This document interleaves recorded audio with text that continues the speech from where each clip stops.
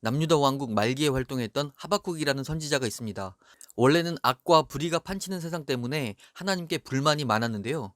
하나님의 대답을 듣고는 결국 이렇게 고백합니다. 비록 무화과 나무가 무성하지 못하며 포도나무에 열매가 없으며 감람나무에 소출이 없으며 밭에 먹을 것이 없으며 우리의 양이 없으며 외양간에 소가 없을지라도 나는 여호와로 말미암아 즐거워하며 나의 구원의 하나님으로 말미암아 기뻐하리로다. 이 성경 구절하면 우리가 어렸을 때부터 불렀던 찬양이 바로 생각날 겁니다. 너무 유명한 찬양이죠. 그런데 이 곡이 신나는 찬양이다 보니까 어렸을 때는 가사 내용을 잘 모르고 그냥 불렀던 것 같아요. 근데 그 가사의 내용이 굉장히 심오합니다. 매우 큰 어려움을 당하는 가운데서도 오직 하나님 한 분으로 인해 나는 진심으로 기뻐하겠다는 감사의 찬양이거든요. 또한 역시 너무 유명한 말씀이 데살로니가 전서 5장 18절 범사에 감사하라입니다. 너무 잘 아는 말씀이고 간단해 보이는 말씀이지만 범사의 의미를 생각해보면 이 말씀 역시 무겁게 받아들일 수밖에 없습니다. 범사란 우리가 좋은 일이 있을 때는 물론이요. 좋은 일이 있어도 그냥 좋아만 하고 하나님께 감사를 안 하는 경우도 많은 것 같아요. 하여튼 어려움을 당하고 낙심에 빠졌을 때조차 감사하라는 이야기인데 지금까지 살아오면서 우리가 겪었던 어려움의 때에 과연 우리 입에서 얼마나 감사가 나왔는가를 생각해보면 결코 쉽지 않았다는 것을 알 수 있을 겁니다.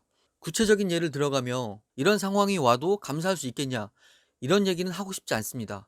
사람마다 살아가는 환경이 다르고 같은 상황이어도 성향에 따라 어떤 사람은 힘들지 않을 수도 있고 어떤 사람은 매우 힘들 수도 있기 때문입니다. 다른 사람의 처지와 상관없이 각자가 겪는 어려움이나 고난이 있을 것입니다.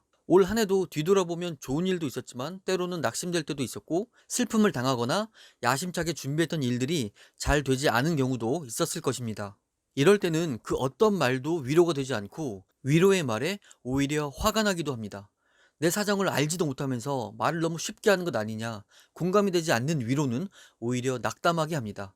그것을 잘 알기에 어려움을 당한 다른 사람에게 쉽사리 위로를 건네는 것조차 쉽지 않은 것도 사실입니다. 그러나 이런저런 생각과 자책과 눈물 끝에 이 어려움을 극복할 수 있는 방법은 결국에는 지금 나에게 주어진 상황에서 감사를 찾는 것입니다. 시편 50편에서는 감사로 제사를 드리는 자가 하나님을 영화롭게 하나니 우리에게 구원을 보이신다고 했습니다. 고난을 극복하기 위해 새 힘이 필요한데 어떻게 새 힘을 얻을 것인가? 바로 감사할 때 그 새 힘이 생기는 것입니다. 사실은 그 감사가 어려움을 극복하고 슬픔을 이겨내는 최고의 방법이었던 것입니다. 힘든 일을 겪었다고 해서 계속 주저앉아 있거나 자책하고 있으면 끝내 쓰러지고 맙니다. 그러나 너무 어렵지만 감사할 것을 찾아서 노트에 써보기도 하고 입으로 말도 하면서 주님께서 나에게 여전히 허락하신 것들에 대해서 감사를 시작해야 합니다. 그렇게 감사를 시작하다 보면 우리의 마음이 주님이 주신 평안으로 진정한 위로를 얻고 다시 일어설 힘을 얻을 수 있는 것입니다. 다시 한번 말하지만 고난을 당한 사람에게 그저 쉽게 감사하십시오 라고 말하는 것이 결코 아님을 말씀드립니다.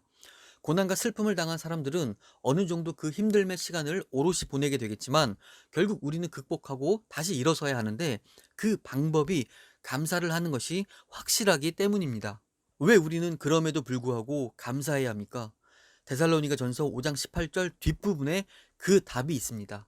범사에 감사하라. 이것이 그리스도 예수 안에서 너희를 향하신 하나님의 뜻이니라. 그것은 바로 하나님의 뜻이기 때문입니다. 하나님의 뜻대로 행하는 자에게는 반드시 회복되고 잘되는 역사가 일어날 것입니다. 오늘은 여기까지 하겠습니다. 지금까지 장신 괴테였습니다.